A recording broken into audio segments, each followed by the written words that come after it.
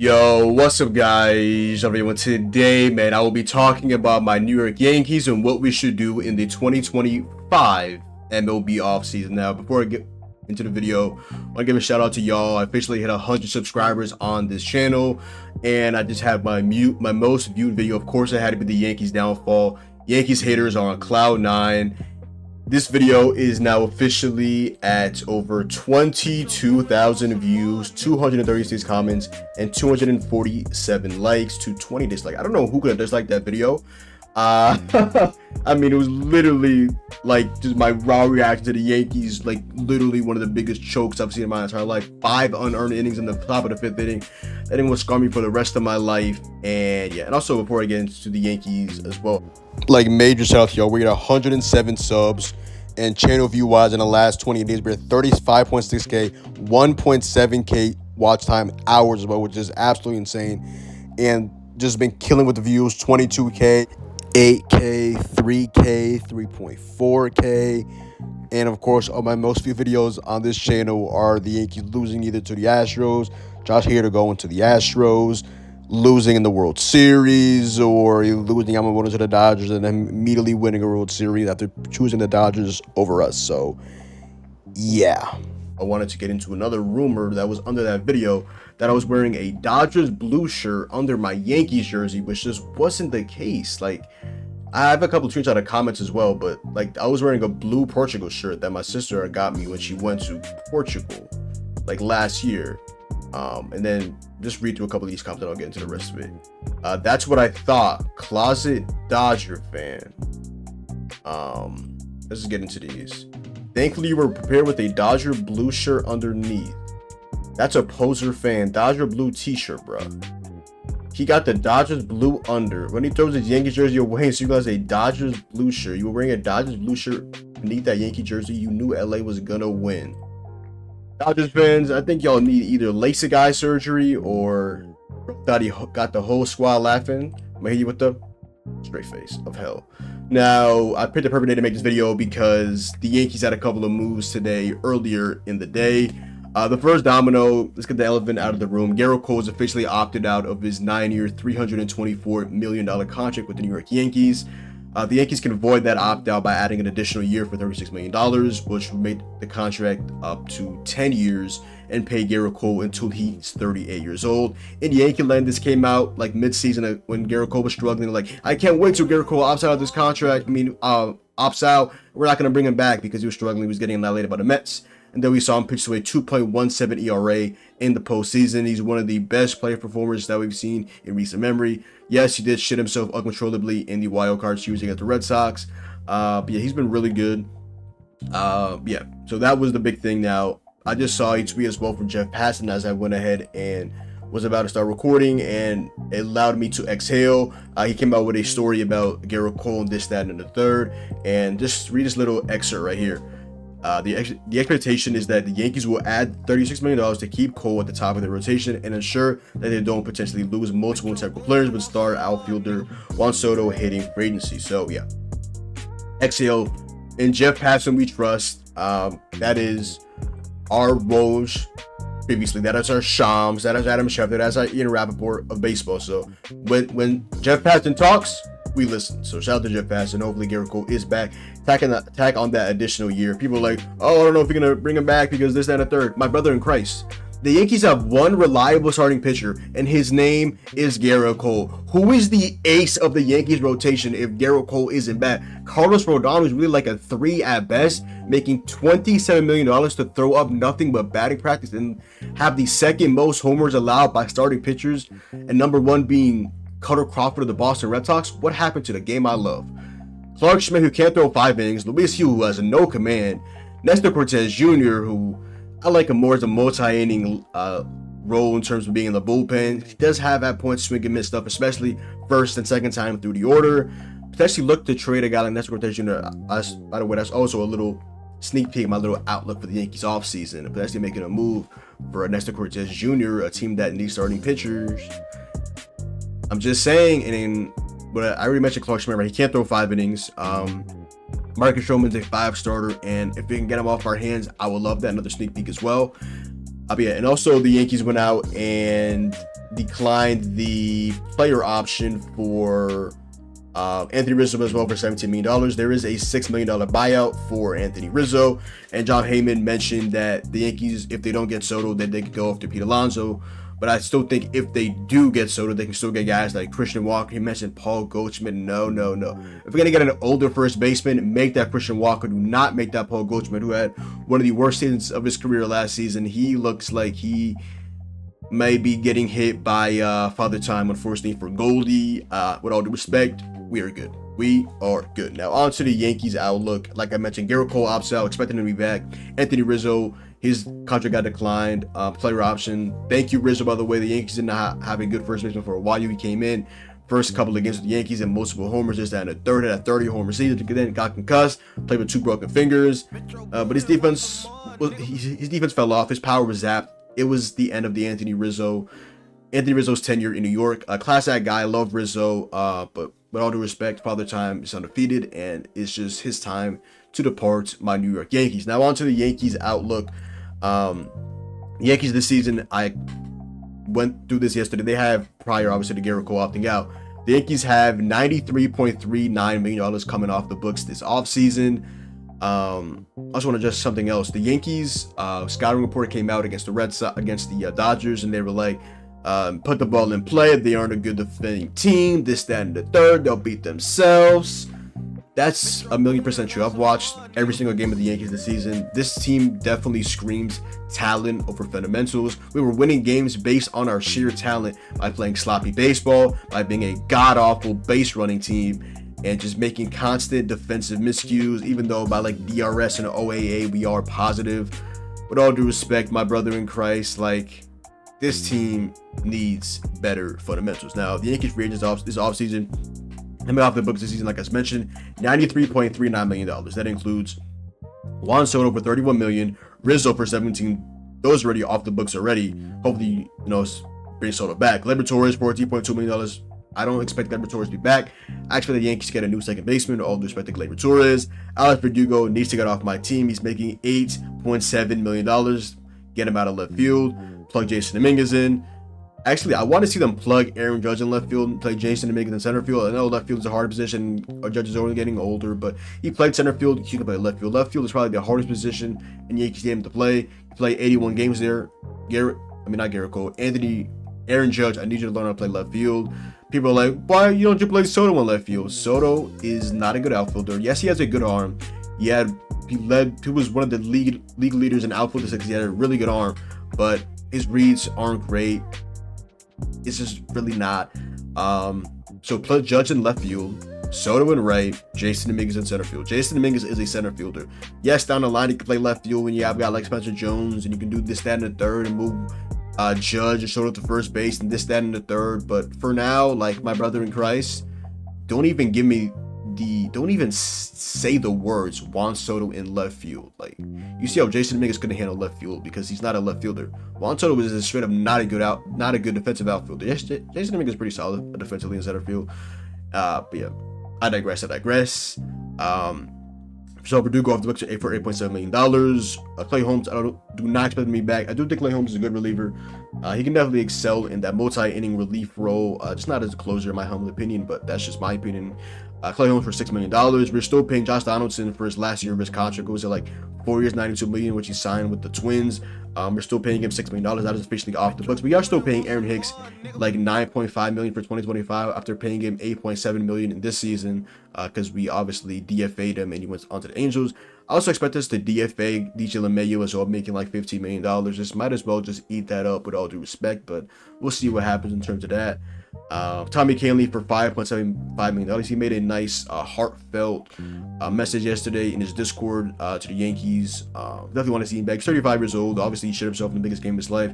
Walked into the 8th inning and gave up a hit, and a walk. Bases loaded, nobody out. They had to put in Luke Weaver to somehow get out of that with the greatest Houdini act of all time in the World Series. Season on the line. And then he allowed 2 sac flies. The Yankees lost 7-6 against the Dodgers. As the bottom of the order, just straight up just did not come through with Volpe at 7, Wells at 8, and Verdugo striking out at 9 after Wells also struck out and Volpe like rounded out to like 3rd to maximum or something like that.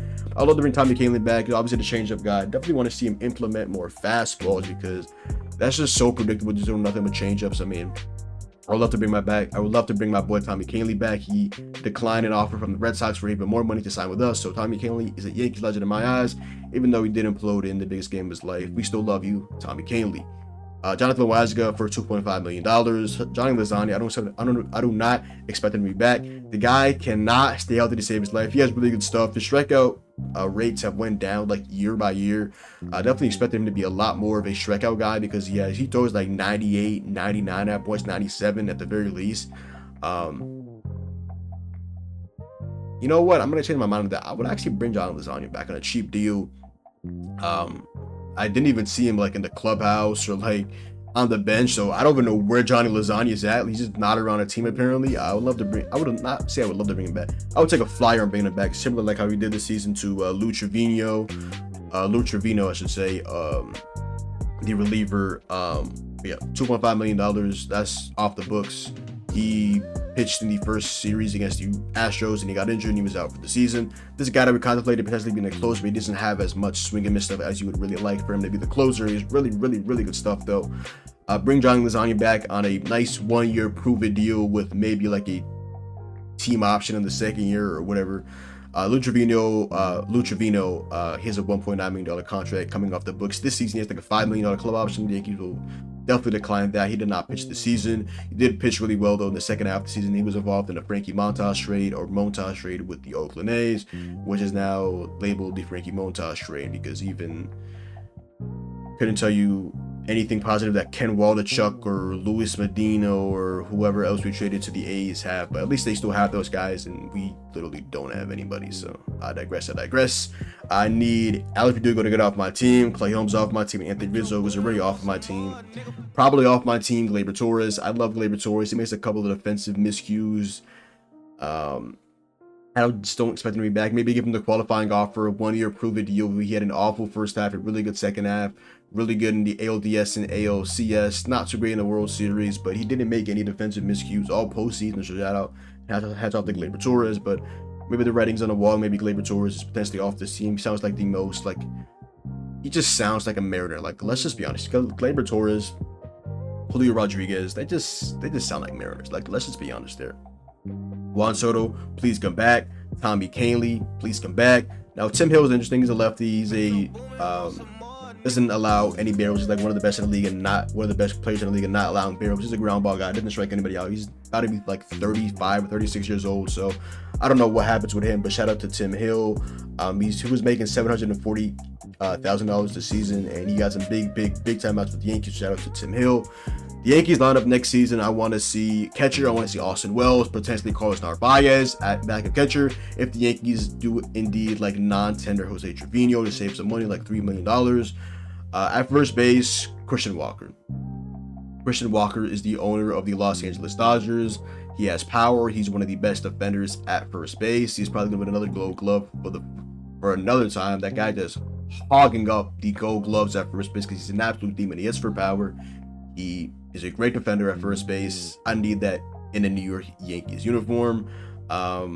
Pete Alonso, that could be like a plan B to Juan Soto. But if there's a plan B to Juan Soto, the Yankees season is over. Like, let's just be honest. The Yankees missed the playoffs the year prior and now made the playoffs with an extremely flawed team that was talent over fundamentals. Aaron Judge had a career season. Juan Soto had a career season. Got to bring him back. If he's not back, it's fucking over, ladies and gentlemen. The Yankees, as we know it, are over. Potentially trading for a guy like Yandy Diaz, trading for a guy potentially like Nathaniel Lowe, again.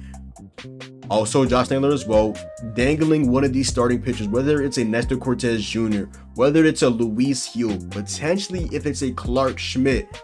Hopefully somebody can take on Marcus Stroman, who has like 2 years left. He's going to pitch to like a sub like 4.2, 4.3 ERA. Somebody will take him. I mean, come on now. Maybe we have to pay like half his salary or something like that, but please get Marcus Stroman off my team. Ryan O'Hearn is free agent. Maybe look for a platoon bat, maybe off the bench. I don't know. And you can always fall back on Ben Rice, the like 26-year-old catcher slash first baseman who has pop, but after his 3-homer game against the Red Sox, fell off an absolute cliff. He did a homer though when a Philly fan was like, "Who the fuck is Ben Rice?" Off like Zach Wheeler was like one of the best starting pitchers in baseball. But I digress. At second base, you have to go internal, whether that's you move Jazz from third to second, which I might do, or Caleb Durbin, Yankees prospect, Yorber Vivas, Yankees prospect, but we got the deal with the Dodgers this offseason. I see people say Oswaldo Cabrera, with all due respect. Waldo is a utility guy, and so is John Birdie. Potentially trade for Brandon Lau, who got his team option picked up this yesterday, I believe, for like $8 million. Nice power bat. We were interested in him during the trade deadline. I would not mind Brandon Lau donning Yankee pinstripes. I just don't know what he would go ahead and garner in a trade package. Third base, Jazz probably is going to be a third baseman, but if not, again, if you miss out on Juan Soto and this, that, and the third, you have money to spend. Alex Bregman, I mean, he's a good third baseman. I mean, he's not in the prime of his career. He's not the top of his powers, but he's still like a 120 OPS hitter. Like, he's still a good hitter. But again, if there's a plan B or C to Juan Soto, the Yankee season is already over. Like, there's no plan B. There's no going from not bringing back Juan Soto. Like, it's over. Like, it's the same thing with Garrett Cole. If you don't bring it back, it's over, as much as it hurts to say. At shortstop, we're going to have Anthony Volpe. He was coming off an 815 OPS in the postseason. Still need to see a lot more from him with his bat to be confident in his abilities. Aaron Judge needs to be our left fielder. Aaron Judge, you better be learning how to play left field right now. Jason Dominguez, hopefully, is our center fielder. Juan Soto is hopefully, I'm begging, practically on my knees, that Juan Soto is the Yankees right fielder for 2025 and for many, many years to come. Starting rotation wise, we have Garrett Cole, who hopefully comes back with the New York Yankees, and he gets that 10th year added on to his 9-year, $324 million contract for $36 million.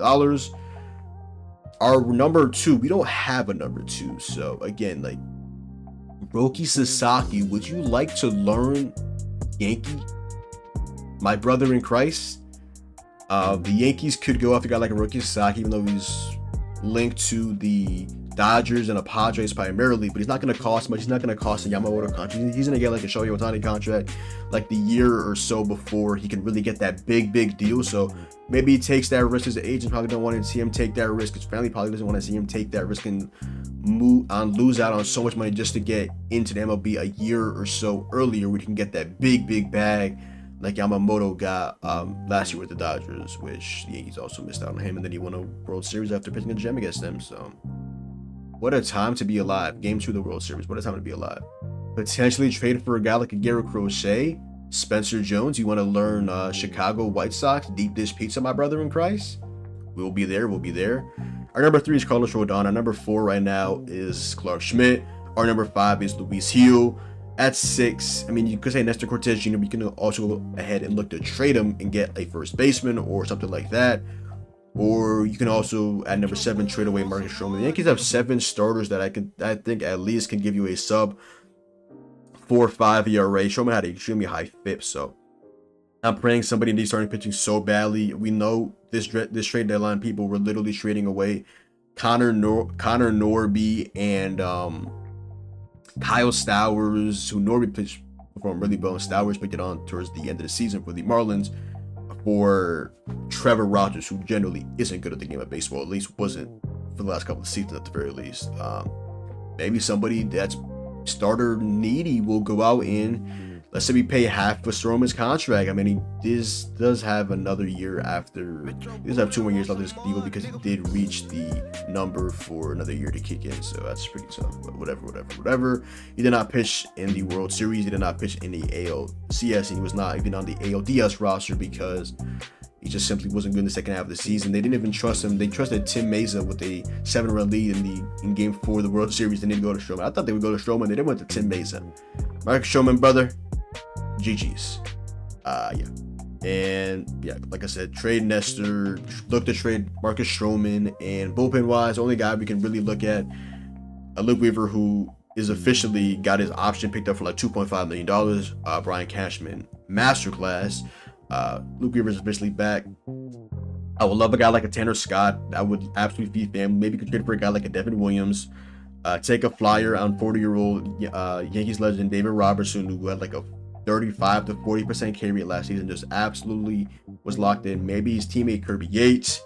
Maybe you can pry Blake Cronin away from the Dodgers. Cino Perez off the Orioles, he's a good lefty. I wouldn't mind bringing back Johnny Lasagna.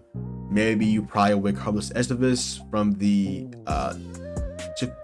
Phillies, and you can do the Kamehameha with the Yankees. So I don't know, but there's a lot to do for the Yankees. It's obviously one of the biggest offseasons in Yankees history, in recent Yankees history. Bring back Garrett Cole, bring back Juan Soto, get me Christian Walker, get me Tanner Scott, and that is an A+ offseason for my New York Yankees. But other than that, y'all, that is the video. So go down below, drop a like, comment down below, sub up, follow me on Twitch, Twitter, and TikTok, your boy John. Hopefully you guys did enjoy the video, and I'm out, man. Peace.